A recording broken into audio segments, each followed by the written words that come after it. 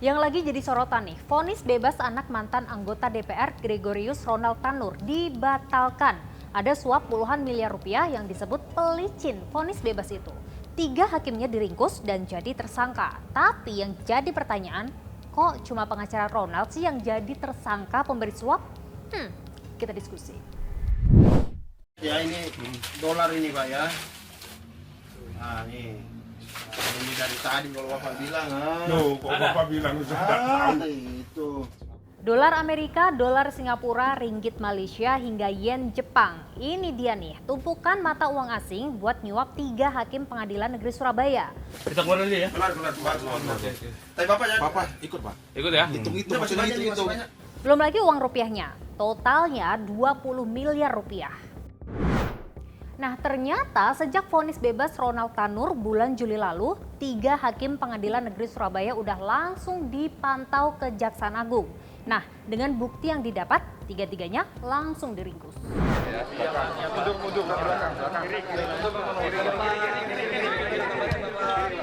Ini ketiga hakim itu, Hakim Ketua Erintuah Damanik serta 2 anggotanya Heru Hanindyo dan Mangapul. Kalau wanita yang pakai baju orange dan masker putih di belakang mereka, Lisa Rahmat, pengacara Tanur. Keempatnya langsung ditetapkan sebagai tersangka. Vonis bebas Ronald Tanur 24 Juli lalu itu mengusik rasa keadilan dan sukses dapat kecaman. Status ayah terdakwa Edward Tanur yang saat itu menjabat sebagai anggota DPR RI memicu kecurigaan. Hakimnya saat itu mementahkan semua fakta persidangan.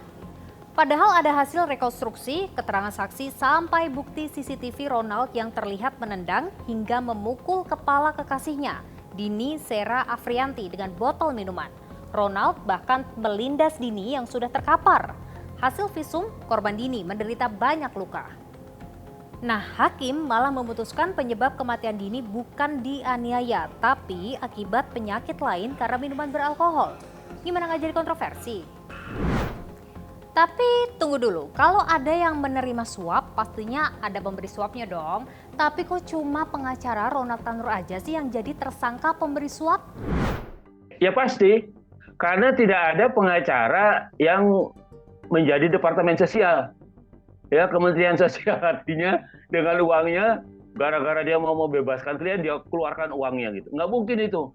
Meskipun secara de facto umpamanya diambil dari rekeningnya, tetapi itu pasti uang-uang yang diberikan atau diserahkan kepada pengacara oleh pihak-pihak yang berkaitan dengan terdakwa, apakah itu saudara, apakah itu perusahaan atau siapapun gitu. Nah karena itu menurut saya yang akan dijadikan tersangka tidak terbatas pada hakim dan pengacara yang memberikan, penerima dan pemberi yang memberikan, tetapi juga sumber uangnya dari mana gitu ya, atau pihak-pihak yang kemudian juga membantu terjadinya peristiwa penyuapan ini. Mahkamah Agung akhirnya membatalkan vonis bebas Ronald Tanur dan diganti menjadi hukuman 5 tahun penjara. Nah, tapi ini juga masih di bawah tuntutan jaksa, hukuman 12 tahun penjara dan restitusi kepada ahli waris korban 263 juta rupiah. Sudah tepatkah? Nah, saya kira itu terlalu rendah. Nah, ini kan baru putusan kasasi kalau nggak salah ini ya. Karena bebas di pengadilan kemudian kasasi.